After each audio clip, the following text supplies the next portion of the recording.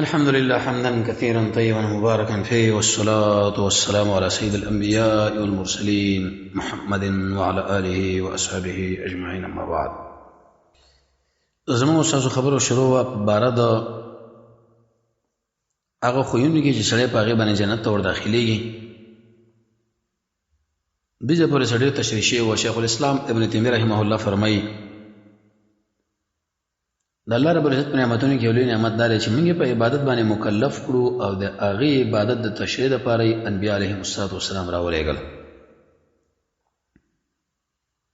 که الله رب العزت چېرته موږ مکلف کړي وي او دغه انبیا نه وي راغلي، نو موږ به دا بندګي بیا څنګه کولې؟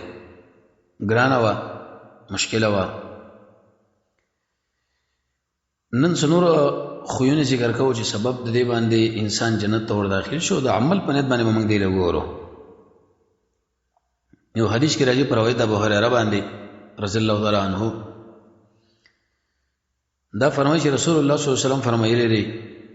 من آمن بالله، چې ایمان په الله راوړو دا په رسول الله باندې ایمان په پنځه صورت لري، معنا موجود دی. دویم یکتا دی، دریم د کمال صفاتونو باندې مشتمل دی، څلورم د هر قسم نقصاناتو نه پاک دی، او پنځم الله په خپل کارونو کې مختار دی. رسول مراد محمد رسول الله صلی الله علیه وسلم دی چې دا آخري نبی دی. حدیث کې راځي لکه یو بنگله کې د یوې ختیجې کم د زلال هغه مې ورته تکمیل کړه. وروسته به دېرش داسې خلک پیدا شي دجالان چې به دعوت نه نبوت وکړي. داسې خبرې به تاسو له پیش کړي چې نه به تاسو اورېدلې، نه ستاسو پلارانو خبرې مه منئ. نو سوال دا خو دېرشو نه اضافه دي، مشهور پکې دا دي. زه پلار مې چې شیخ وانور دا خدا مانند چې دا به دین نه ایمانا د ضرورت د دین نه بدوي انکار کوي، د احادیثو په کتابونو کې بنئ. واقام الصلاه پابندي د مانځي وکړه او روشه ونیوله. نو کان حقا محمد رسول الله فرمایي لازم دی په الله باندې چې دا به جنت ته داخلي. که جهاد کړي په الله د الله په لاره کې او که ناس په هغه ځمکه کې چې دا به پیدا کړی شوی د بخاري کې روایت دی 2009 باندې شکور دی. الغرض په دې حدیث کې محمد رسول الله د جنت د دخول لپاره څو خبرې ذکر کړې: عقیده توحید، دې سره اتباع د رسول، د مانځه پابندي، روزه نیوله، او مراد د حق نه حق تفضلی. یو بل حدیث کې راځي پر روایت د عبد الله بن عمر باندې دا فرمایي چې رسول الله صلی الله علیه وسلم فرمایلی دی: قرآن صاحب او قاری له ویل شي، عالم له ویل شي چې لولا خېجا ورتل ترتیل نه په دمه باندې قرآن ویل که څنګه چې په دنیا کې رسولو ستا منزله چې د اخري آیات سره چې ته په هغه باندې رسول کوي. الغرض په دې حدیث کې محمد رسول الله صلی الله علیه وسلم د جنت د داخلو یو خو ذکر کې شرط او سبب ورته ذکر کې چې هغه ویل کېږي قرآن او د قرآن لوستل او د قرآن سره محبت. حدیث دام راځي پر روایت عبد الله بن عمر باندې رسول الله صلی الله علیه وسلم فرمایلی دی: ودا روزه او قرآن د دواړو په سفارش کې د مؤمن بنده لپاره د قیامت په ورځ. روزه به دا خبره کوي چې اسما ربا ما دا سړی منع کړو د طعام او د خواهشاتو نه د ورځې، زما سفارش د باره کې اومنه. قرآن به دا و چې ما دا منع کړی د شپې د خوب نه زما سفارش د باره کې اومنه. محمد رسول الله فرمایي چې د دواړو سفارش والله عز وجل اومني، جنت ته داخل کی. دلیل به دی چې د قرآن د روزې سره خصوصي تعلق. الغرض په دې حدیث کې محمد رسول الله صلی الله علیه وسلم د جنت د خویونو د اسبابونو دو سببونه دا ذکر کړه چې انسان کله په دنیا کې د قرآن سره تعلق ساتي او د قشن روشي نشي. یو بل حدیث کې دا راځي پر روایت انس بن مالک باندې دا فرمایي چې رسول الله صلی الله علیه وسلم فرمایلی دي: یو سورت د قرآن نه چې هغه تقریبا 10 آیتونه دي، په ورځ د قیامت دا به د خپل صاحب نه جګړه کوي تر دې پورې جنت ته ورداخل کی. هغه کوم سورت دی؟ سورۃ تبارک الذی چې هغه ولګي سورې المانعه، هغه ته ولګي سورې ملک. د قبر د عذاب نه چړې بچی کې د غیر لپاره ډیر سببونه دي. جهاد دی، د مؤمن جنازه ده، صدقه ده، او محمد رسول الله درود دی، د جمعې په شپه باندې مرګ دی، شهادت دی، یو پکې دا صورت دی. بل د حدیث کې دا خبره معلومه شو چې کوم انسان د سورې ملک اهتمام کوي الله عز وجل به دا جنت ته داخلي. یو روایت کې راځي پر روایت د عائشہ رضی الله عنها باندې دا فرمایي رسول الله صلی الله علیه وسلم فرمایلی دي: وی هغه سړی چې قرآن ولي او د هغې محافظه کوي په ورځ قیامت به دا الله عز وجل د هغه عزتمندو ملایکو سره راوچت کړي. او کوم سړی چې قرآن ولي خو لیکن دا قرآن دله ګران تمامېږي، الفاظ یې سم نشي ادا کولی، فله اجران. محمد رسول الله فرمایي در لپاره به 2 اجر الله ورکړي، د لوستلو او بل د تکلیف. الغرض په دې حدیث کې نبی کریم صلی الله علیه وسلم د جنت د خوینو نه د جنت د داخلېدو لپاره یو سبب دا ذکر کې قران او د هغې سره ملازمه قران هغه په تکلیف باندې لوستل کې تعالی پریشانی امن وي پرې دی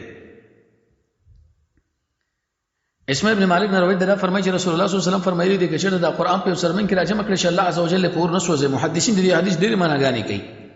یو معنا دا چې په کوم سینه کې کوم عالم کوم حافظ کوم قاری قران دی رسول الله صلی الله علیه وسلم فرمایي د په ځړ کې قران دی الله عزوجل دا پور باندې نسوځي دا بل سبب شو جنت داخله یو روایت کې هم راغلی ابو هريره سے فرمایي چې رسول الله صلی الله علیه وسلم فرمایي قران برا وسله شي ورځ قیامت او دا خبره به کې چې ای زما رب دې سړی لا جوړه ورواخونده وې دې انسان لبا د عزت تاج ور پر سر کړی شي به ورته چې ای زما رب زیت کا به د عزت جوړه ورواغوستل شي به ورته چې ای زما رب دن راضي شه ادنه برازي شي به ورته ویل شي چې لولا او خيجا او ويزاد بكل آیه حسنه پر آیت باندې الله عزوجل دلې ونیکی ور کوي الغرض په دې حدیث کې محمد رسول الله صلی الله علیه وسلم د جنت داخله دوی سبب ذکر کې تعلق د قران سره یو بل مشهور حدیث دی روایت انس بن مالک باندې دا فرمایي چې د انصار یو سړی امامت کوم مجر قباء کې کله به چې سورۃ کلاس کې به ورسره قل هو الله وسره ویلي قل هو الله احد الله الصمد لم يلد ولم يولد ولم يكن له كفوا احد دا کار به کول په هر رکعت کې کله چې رسول الله صلی الله علیه وسلم خو لاله د ملګرو ورته وی یا رسول الله دې سړی د شکار کوي دا ولي وی رسول الله دې سره زما مینه د زګ توحید پکې لري توحید د ذات پکې لري توحید د صفاتو پکې لري ایجابي صفات او سلبي صفات رسول الله صلی الله علیه وسلم ورته ویل چې ان حبها دې محبت چې دې ادخلک داخل به تا جنت ته الغرض کله چې انسان قران ولي او به سوري اخلاص ولي دا غي سره مینه ساتي د توحید عقیده سره افراد الله تعالی بالعبودیه توحید قولی توحید فعلی توحید ایجابی توحید سلبی توحید بالافعال توحید فی الاقوال توحید بالحاکمیت توحید بالربوبیت توحید بالعبادت توحید بالاسماء والصفات توحید بالحاکمیت توحید بالتشریع تقریبا چې دي ډیر اقسام به رئیس الحنفی ذکر کړی دي اتلس اقسام شاوخوا او حدیث کې دا راځي صحیح حدیث کې چې کله انسان 50 کرت قل هو الله او الله عز وجل بدد 50 کلونه معاف کی البانی رحمه الله به په روایت باندې کلام کړی چې په دې کې وزنا د ام کثیر انصاریه او هغه مجهوله ده لیکن الاصابه ابن حجر سے فرمایي چې هغه صحابي ده دغه جهالت چې نقصان په حدیث کې نه واقع کوي یو بل روایت کې دا خبره معلومه شوه د سورې په اخلاص سره محبت سره جنت ته بوزي یو بل روایت کې راځي په روایت د ابو هريره سے باندې دا وزرا راغله را مخامخ د رسول الله صلی الله علیه وسلم سره د شړې له لوستلو چې هغه هو الله ویلي پیغمبر علیه الصلاه والسلام له واجب شو ما ورته وی شی وی جنت او یو نه په دې کې د قول هو الله احتمام ذکر کې چې دا سبب دی د لپاره دخول ال الجنه عبد الله ابن سلام عبد الله ابن سلام چې هغه د يهودو پاتې شوی مولاو او پر رسول الله صلی الله علیه وسلم باندې ایمان راوړو جنتی هغه خوب ګوري چې چمن د پاغي کجوره د بارو کې کړای د کړه ور وختمه خوب کې چې کړای ملاس پر انخته وېدا کې نه د جنت نه دا فرمایي او دا روایت هم ذکر کړی دی رسول الله صلی الله علیه وسلم فرمایي چې د جمعې پر ورځ باندې اوسات دي چې انسان کله پای کې دعا وکړي الله قبلې دا وې دا سات مال معلوم دی ابو هريره سے ورته قسم ورګه کم سات دی د جمعې د مازیګر د ورسنی عیسی مازیګر مازنه ماخام پر درې شي کا ورسنی نبی ال تور باندې اشکال چې حدیث کې راځي دا به کې مونږ کې د خمس نه کېږي انتظار منزله دا مونږ دی د عبد الله ابن سلام فرمایي چې رسول الله صلی الله علیه وسلم فرمایي اے خلکو سلام خور کوي بل روایت کې دا راځي جنت ته نشي داخله دي تر څو چې پتاش کې ایمان نه د ایمان والا جوړیږي نه تاسو یو بل سره مینه محبت ونه کوي اېدا چې تاسو نه کوم چې باغی باندې مینه محبت رہی سلام خور کوي پیژنې کني پیژنې د قیامت په علامه کې در السلام الخاصه خاص خلق باندې واځي خلک سلام بشیر چې پښتنه بسوک نه کوي خاص خلک پنځه ځای به سلام ناروا دي په يهودي باندې یو په بدعتي باندې دوا په مرتکب د ګناه کبیره درې په پردې زنانه باندې فتنه پیدا کیږي سلور او بولو براز چې وسړی نه شي پنځه نور په ټولو ځای کې جایز صاحب د شامی چې دا خبره ذکر کړې ده چې شل مقاماتو کې سلام ناروا ده خبره زویب ده او طعام ورکي او سره رحمي ول پالي صحابه دا خبره کړې رسول الله چې وکاس ما خپل راځي زور ته ورزم داسې رحمي دا خو بدل راځي وکاس تا خپل نه راځي د الله رضا په خاطر باندې ورشي ټیک د شریع اجر بګي به پرې دی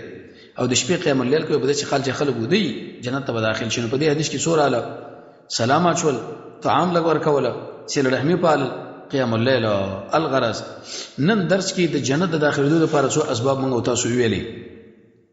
اول د قران سره تعلق دویم په الله باندې ایمان او رسول الله صلی الله علیه وسلم باندې ایمان دې سره په دغه کې د مانځ په باندې د روزي کم انسان چې د قرآن او د روحي سره تعلق ساتي سورې ملک او سورې اخلاص او د قشانه